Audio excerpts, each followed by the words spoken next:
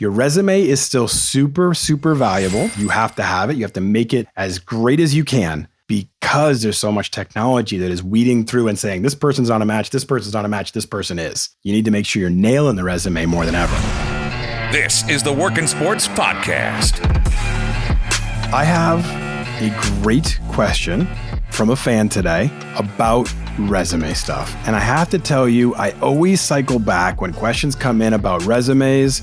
I always go back to my friend Don Costante, who's been on the podcast before. I've been on his podcast before. He works for the Kansas City Royals. And he said, your resume is the most important document you'll ever create. And that sticks out in my mind so much when the topic of career advice comes up and so many of the topics we tend to jump into. So when a fan writes in with a question about their resume, I feel obligated to handle it and to dig in because it is such an important part of how you will present yourself to the marketplace, how you will be perceived, how you will be evaluated. So let's kick this off with a great question from Uriel in Pennsylvania. Hi, Brian. I'm starting my junior year of college studying in sports management, and I feel my resume really needs some help. 3-part question. Are resumes still relevant, or has technology surpassed the need? Can I use AI to generate my resume? And finally, what are some of the best practices to make sure I nail this? Uriel, this is an awesome question. And again, I felt compelled to answer it. And well, it was 3 great questions. So I am going to dig in. I think this is a perfect time to address this because we're in the fall season. A lot of people are going back to school. There's a focus again on all those instrumental pieces and parts of what makes you available and attractive to the job marketplace. We are starting to see more of a hiring swing. A lot of our numbers have started to go up at Work in Sports and iHire.com as we see more employers start to hire, more jobs posted. We see more candidates registering on the site and trying to take a look at what's available out there. Just some positive momentum is starting to happen there. So it's a great time to check in and say, hey, let's take a look at my resume and see if I've got this maximized. I'm going to frame this for you, a college junior, but I'm also going to be giving tips in here that'll apply to anyone.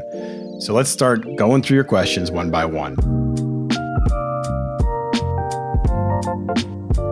The first one, are resumes still relevant or has technology surpassed the need? I like this perspective. I haven't been asked this one before. And it does feel like, technology changes just about everything. And a resume has kind of been the same for a long time. And it's a sheet of paper and you hand it in or you email it to somebody or you whatever. I actually would say technology has increased the need to improve upon and refine your resume. Here's what I mean. The technology has surrounded the resume.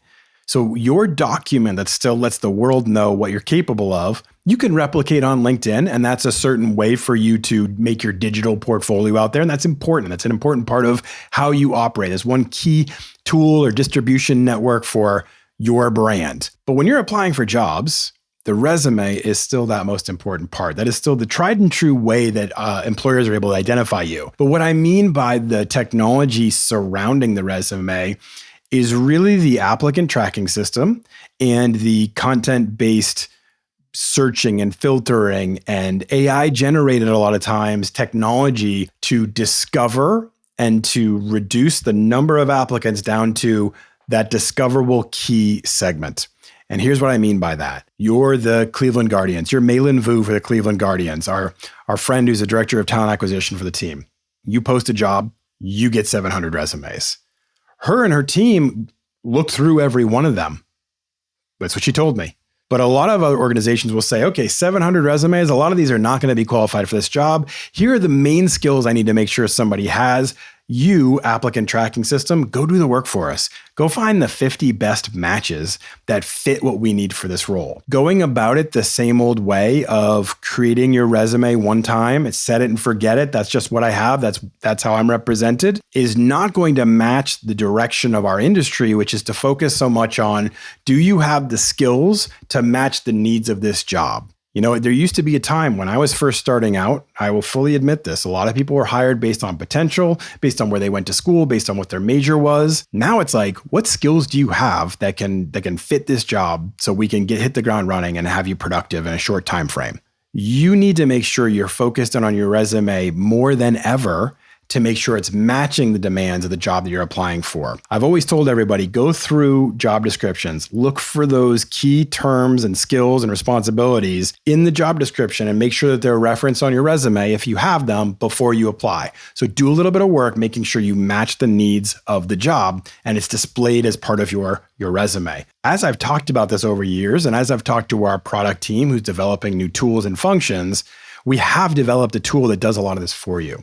It's called Job X-Ray. And essentially, the way it works is you upload your resume onto workinsports.com as part of your account. And when you look at a job, you can turn on this option for Job X-Ray. And we are going to highlight all those key skills and terms in the job description for you, and then tell you whether you have them represented properly on your resume, and then give some suggestions on how you can make sure you leverage that thing that clearly this job needs. And you get real-time scoring to tell you how you've done. So I've always described this pretty manual process of you look at job descriptions, you write down those skills that are important, you make sure they're on your resume. Well, now we have a tool that can do it for you, Job X-Ray, and it will cut down so much on your work and make sure every application that you present out there, that every time you're applying for a job, you have the best opportunity to be the right match. Because now put yourself in the shoes of an employer. I'm Mei-Lin Vu. I just got 700 applicants. This person here who put a little legwork into their resume, who understood the demands and needs of this job, they stand out now out of the pack. They stand out because they have the right skills. And you were able to do it by leveraging a tool that helps you work really efficiently. So I'm going to get into the concept later of multiple versions of your resume, which will feed off of this a little bit, but this will give you why it's so important to make sure that your resume is still super, super valuable. It's essential. You have to have it. You have to make it as great as you can because there's so much technology that is weeding through and saying, this person's not a match, this person's not a match, this person is. You need to make sure you're nailing the resume more than ever. So now, Uriel, that gets us to our second question. Can I use AI to generate my resume? At workinsports.com, our premium members have access to a certified career advisor to help with salary negotiation, interviewing, networking tips, resume advice, you name it. You won't get that level of service anywhere else. Check out workinsports.com and get our team on your side. We do think this is a direction that people want to head, but I do want to clarify that AI does not replace you as a part of this process. It is a tool to help. So I want you to still make sure that you're taking an active role in the process and not just leave everything up to AI to create your whole deliverable here. Like I said, Don Costante and others have said, this is the most important document you'll make. Don't leave it up to just anybody. Use AI as a tool to supplement what you're doing, and then make sure it represents you in the way that you want it to. Make sure that you're adding in additional data points. Make sure that it encapsulates your being and brand so that it lines up with you. But I will tell you, we have developed tools that will help you create a mission statement, summary statement. Even though I have said many times on the show before, I'm not a huge fan of the summary statement. A lot of people use them, so we want to make sure you use a great one. It will create it for you, and then you can tweak it to make sure it fits. It's all in our resume builder tools. And then I also would say, as you place in jobs and responsibilities, it will work to give you achievements and skills and bullet points that you can add to your resume. And I'm telling you, I was working with our product team on it today.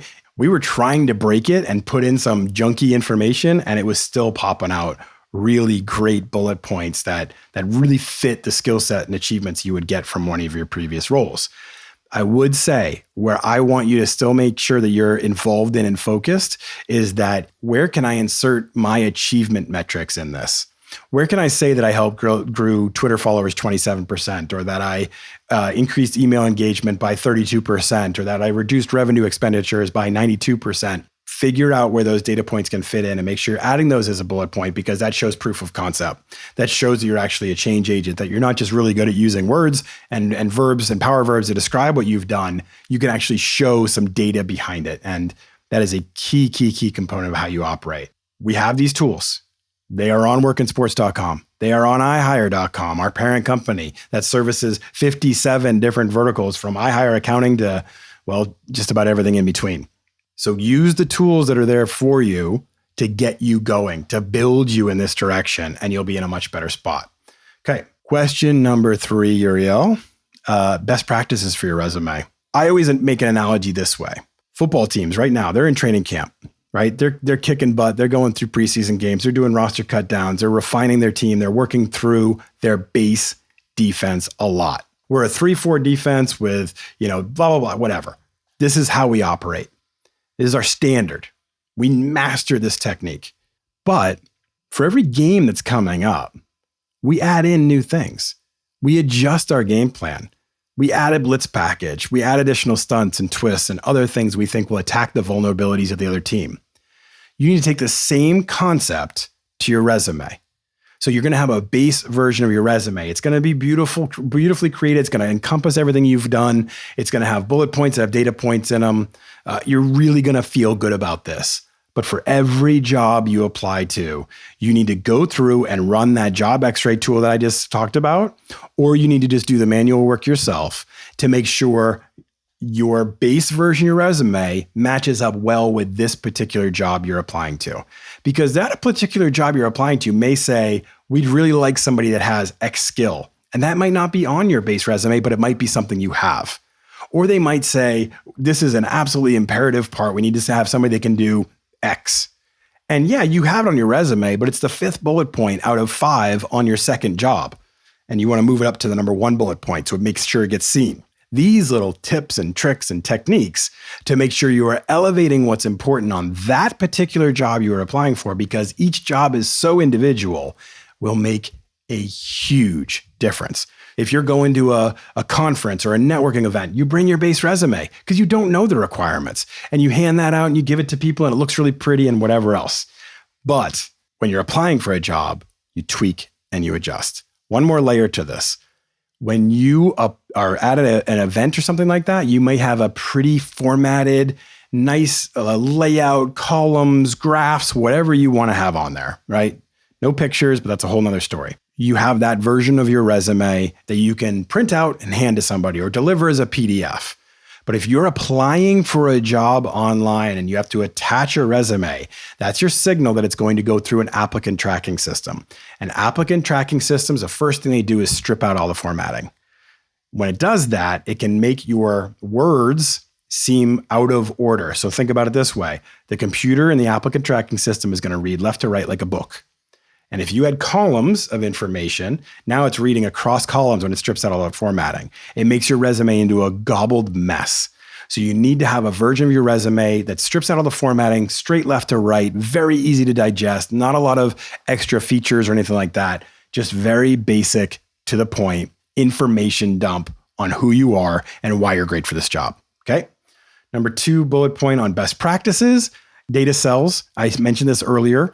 You should always have proof of concept data points that help to make your experience seem real and come to life. If you just tell me that you made a bunch of sales calls as an inside sales rep, that's not as powerful as saying I made 70 calls a day and beat my closing quota by 103%. That's proof of concept. That's making it come to life to me. That seems like something that is believable and factual. I buy into that. Everybody buys into that. Use data wherever you can on your resume. Number 3 on best practices, focus on those marketable skills that align with that particular job. I got into it a little bit, but I want to stress it again, that you are creating a resume with purpose and alignment with this particular job you're applying for. Because every job is a little different in what they want. And while you may be a great marketer and have great sports marketing background, if you're applying for a very specific job for email marketing with the Baltimore Ravens, you want to make sure you're stressing all your email marketing expertise versus advertising or webinars or other SEO type campaigns or whatever it may be, CPC, pay-per-click kind of campaigns. Those are all marketing activities that may be on your base resume. But for this job, you're looking at email marketing. Focus in there, align with this job, take your time and make sure you're aligning in purpose and intention for the job that you're looking at. And then number 4, the last best practice for you, Uriel, is you create your resume and make sure it matches as best you want it to, is that in your early resume, when you're a junior and senior in college and you're applying for your first jobs, don't bury the lead. Everyone tells you to do a chronological resume, which is true, and you will do that later in your life after you've had a good, firm job, a real one, okay? In your early resume, though, I don't worry as much about chronological order. I worry more about impact. And what I mean by that is If this past summer, you interned for the Indianapolis Colts, and then while you're back on campus, you worked as a waiter at a local restaurant. If you then apply for a job in January and you're like, well, I got to put the waiter first because that's my most recent job, and then put the Indianapolis Colts second, that is not the right approach. Break those rules a little bit. Put the Indianapolis Colts up on the top of your page. Still put the dates on it. And I don't care that it's not in order. You're trying to make an impact and make an impression. And if somebody's going to take 6 seconds looking at your resume, because that's literally how long recruiters take, if they see Indianapolis Colts, they're going to dig in deeper. If they see that you were a waiter, they might not look any further. I want you to give yourself the best chance to be noticed. So go put that top level experience, top. I want you to list all of your internship experiences, and then other experiences, you could layer in some of those more recent jobs you did and maybe try to connect the dots and say, worked on customer service skills as part of being a waiter, negotiated problems, that kind of thing. Try to make it more about like, got all the food out on the table fast, gave people the proper change, that kind of stuff. Like, try to make it applicable. So I'm not saying don't include all your experiences, just top load it with those things that are related to the jobs that you want to do and have those names on them that are going to help you stand out in the eyes of a potential recruiter or hiring manager.